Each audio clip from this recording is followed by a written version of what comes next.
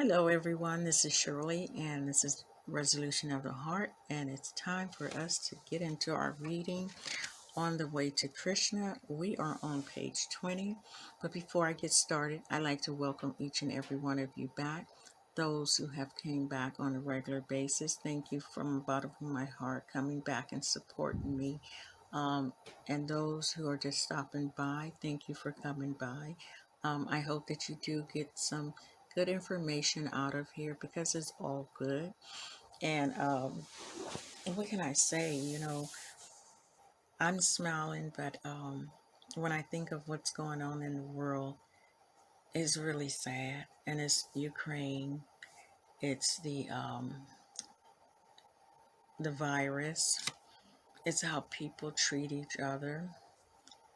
It's how the food prices have went up, how the gas is going up, how the incomes are still low, how we have people in power who want to make our life difficult, how we have so much homelessness going on, and all these problems that we see today. But when we look at this earth without all that, and I mean the earth is so beautiful. It gives us so much. It gives us the food that we eat, the water that we drink, the heat that we feel on our body, the sunshine. It literally puts a smile on our face. And when we see that, it's like you have to be thankful. Now, all these other conditions that we see, they look like they're man made, don't they? They're problems with us. There's an issue with us. Something that we have not actually taken the time to understand who we are, what our purpose is. Why am I here on this earth? What should I be doing? Okay? And how should I be treating my other human fellow beings? Okay? All that has to do with what's going on now. So that is just my personal intro, not to the book, just what's going on in here from the last time we talked. So let's get started before my phone cut off. Okay, so we're on page 20. And I think that the last part, no, I'm supposed to start on 21. It says, how do one understand Krishna's birth and activities in truth? This is explained in the 18th chapter of the Bhagavad Gita. Now, for those who are coming today, you definitely have to go back, but Krishna is God. That is one of his names. That's one of the most highest names, and he has many names, but I won't go back over that. On one of the videos, I asked you guys if you want to chant Krishna's name. Chant, because, chanting is good for us. It's a vibration. If you believe in God, it's a vibration. If you don't believe in God, I see people chanting all kind of stuff nowadays, and evidently it must help to some extent, but it's not going to help with all that we have going on in the world today. What I did forget, and I would have to get up and go get the paper, but Krishna's name means all attractive.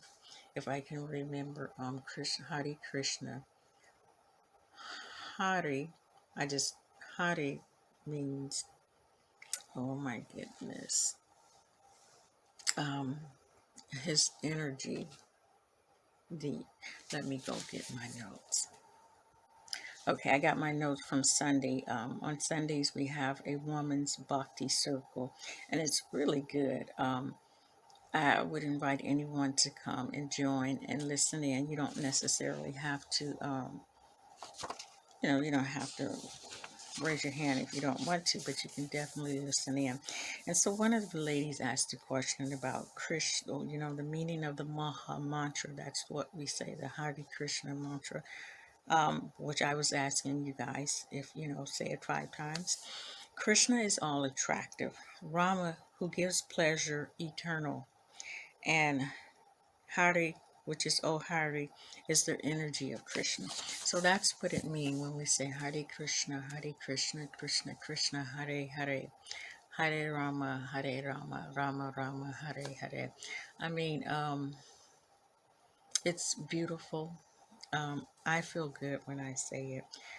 Um, and, I just invite you to add a little bit more or a little bit more spiritual into your life and see how you like it, because it do make a difference if you just give it a try. That's it. Not pushing you. That's it. Okay. So we stopped on page 21. So how do one understand Krishna's birth and activities in truth? This is explained in the 18th chapter of the Bhagavad Gita. One can understand the Supreme Personality as he is only by devotional service. And when one is in full consciousness of the Supreme Lord by such devotion, he can enter into the kingdom of God. That's in the Gita 1855. Here again, the word tatvata, if I'm saying that right, tatvata, in truth is used. One can understand the science of Krishna in truth by becoming a devotee. He who is not a devotee, who does not strive for Krishna consciousness, cannot understand. At the beginning of the 4th chapter, also Gita 4:3, Krishna tells Arjuna that he explains this ancient science of yoga to him because Arjuna is my devotee and my friend. For one who simply makes an academic study of the Bhagavad Gita, the science of Krishna remains a mystery. Bhagavad Gita is not a book that can just be purchased from the bookstore, understood by a scholarship alone. Arjuna was not a great scholar, nor a Vedantist, nor a philosopher, nor a Brahmana, nor a renunciant.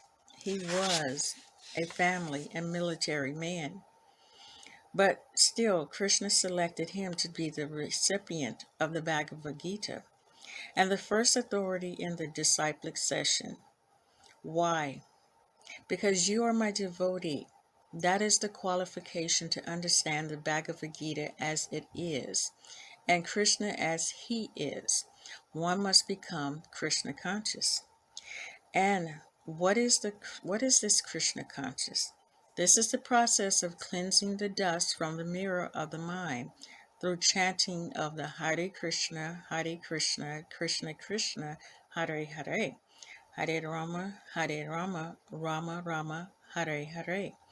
By chanting this mantra and by hearing the Bhagavad Gita, we can gradually attain to Krishna consciousness. Ishvara Savara Bhutanam. Krishna is always present within our heart. The individual soul and the super soul are both sitting in the tree of the body. The individual soul, Jiva, is eating the fruit of the tree, and the super soul, the Paramatma, is witnessing. As the individual soul begins the process of devotional service and gradually begins to develop his Krishna consciousness, the super soul, who is seated within, begins to help him dust all the impurities from the mirror of his mind. Isn't that beautiful? Krishna is a friend to all saintly persons, and the attempt to become Krishna conscious is a saintly endeavor. Saranam Kirtanam. By chanting and hearing, one can come to understand the science of Krishna, and thereby come to understand Krishna. And upon understanding Krishna, one can, at the moment of death, go immediately to his abode in the spiritual world. This spiritual world is described thus in the Bhagavad Gita. That abode of mine is not illumined by the sun or the moon, nor by electricity. One who reaches it never returns to the material world. This material world is always dark. Therefore, we require the sun, moon, electricity. The Vedas enjoin us not to remain in this darkness, but to transfer ourselves to the world of illumination, the spiritual world. The word darkness has a twofold meaning. It not only means without light, but it also means ignorance. The Supreme Lord has a manifold energies. It is not that he comes to this material world to perform activities. It is stated in the Vedas that the Supreme Lord has nothing to do. In the Bhagavad Gita, Sri Krishna also says, Sanskrit passage, O son of Pritha, there is no work prescribed for me within all the three planetary systems, nor am I in want of anything, nor I have any need to obtain anything, and yet I am engaged in work. We should therefore not think that Krishna is required to descend upon this material world and engage in so many activities. No one is equal to or greater than Krishna, and he has all knowledge naturally. It is not that he has to undergo penance to acquire knowledge, or that he at any time has to receive knowledge or attain knowledge. He may be speaking Bhagavad Gita to Arjuna, but at no time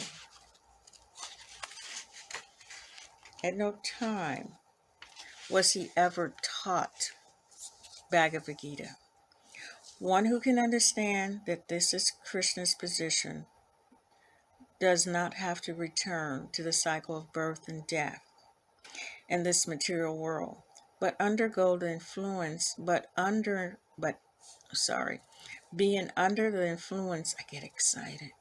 Being under the influence of illusion, we spend our lifetime trying to make adjustments to this material atmosphere. But this is not the purpose of human life. Human life is meant for understanding the science of Krishna. Our material needs are these: the problem of eating, of mating, of sleeping, of defending ourselves, and of acquiring sense gratification. These are common both to human beings and to animals. The animals are busily engaging trying to solve these problems, and if we are also only engaged in solving them, how are we any different from the animals? The human being, however, has a special qualification whereby he can develop transcendental Krishna consciousness. But if he does not avail himself of this, he is in the animal category. The defect of modern civilization, that is, it puts too much stress on solving these survival problems. As spiritual living beings, it is incompetent, I think I'm saying that right, upon us to extricate ourselves from the entanglement of birth and death. We should therefore be careful not to miss the special opportunity of human life. Sri Krishna himself comes to deliver the Bhagavad Gita and help us to become God conscious. Indeed, this very material creation is given to us to utilize for this cultivation. But if after receiving this chance and this gift of human life, we do not utilize them to develop Krishna conscious, we shall be missing this rare opportunity. The process of cultivation is very simple: hearing and chanting. We have nothing to do other than listen. By listening carefully, enlightenment is sure to come. Krishna will surely help, for he is seated within. We only have to make the effort and spare a little time. We will not need anyone to ask us whether we are making progress. We will know it automatically. Just as a hungry man knows that he has been satisfied by a full meal. Actually, this process of Krishna consciousness, or self-realization, is not very difficult. Krishna taught it to Arjuna in the Bhagavad Gita. And if we understand Bhagavad Gita just as Arjuna did, we will have no problem in coming to the perfectional state. But if we try to interpret Bhagavad Gita according to our own mundane academic mentality, we spoil it all.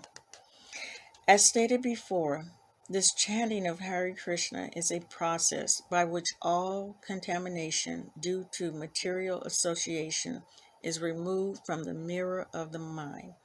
There is no need for external help in reviving our Krishna consciousness, for Krishna consciousness is the doormat within the self.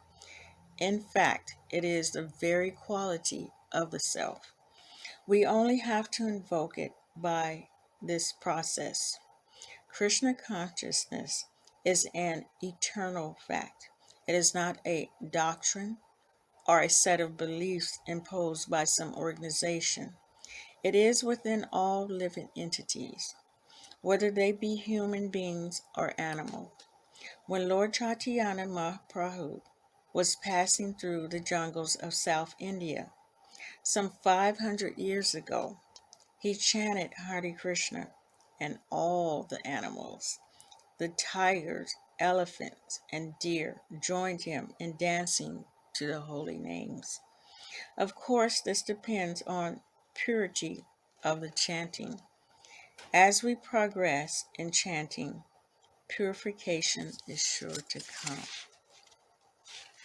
So we are going to stop there because chapter 3 is a new one, and it goes that I like that because it went further on to explain what the chanting do for us. It explained how this is not something that we can take the book and read it and then come up with the conclusion on our own. It is a process that we have received from God, and if applied to our life, it benefits us. And you know, anything that benefits us and we share with other people, it benefits them too. Now, I just added that part on. Not that's just my little thing, okay? Not adding to the word, but it do. Because when you clean the dust from your own mind, you don't realize how you benefit a lot of people. And I think about that in regards to my behavior. Um, I look at myself and I think in the past I have been so defensive, especially the last 5 years, almost 6. Very defensive, okay? It just seemed like I was in a battle, constantly battle, even though in my mind I was not doing anything. Things were just being thrown on me. And that's still going to happen. It's not going to stop. But it's how you respond to it. Okay? And by chanting the holy name, by clearing up some of the dust, I'm not in defensive mode anymore. Now, I am at the beginning. I can't say that I'm perfect because I am very at the beginning, but I do see how it has calmed me down here. Things that you guys don't see. You know, most people say, "Oh, you're so patient, this and that," and I am. They say I am. I do realize that I am. But now the patience is different. It's a patience of realizing that most of the things that we go through or that's thrown on us, it's not that important to have a defensive mode. You know, it's like an example. I was on the phone the other day with a young lady, but I had called her a while back, and she said she was going to call me. This is in regards to getting some paperwork done. So she never did. They never did, and this was to be set up for an appointment. So I called her back, and then she was like, I didn't say that, but as I went further on, she got hold to my voice, and I do recognize that she understood some of the words that I said in that conversation. But I could have went on and just like la la la, being very defensive, but I didn't. We were talking, and I turned it around. And when I turned it around, she became more helpful. When I told her, that's life, things happen, you know, and I wasn't on the defensive side, and she became so much helpful.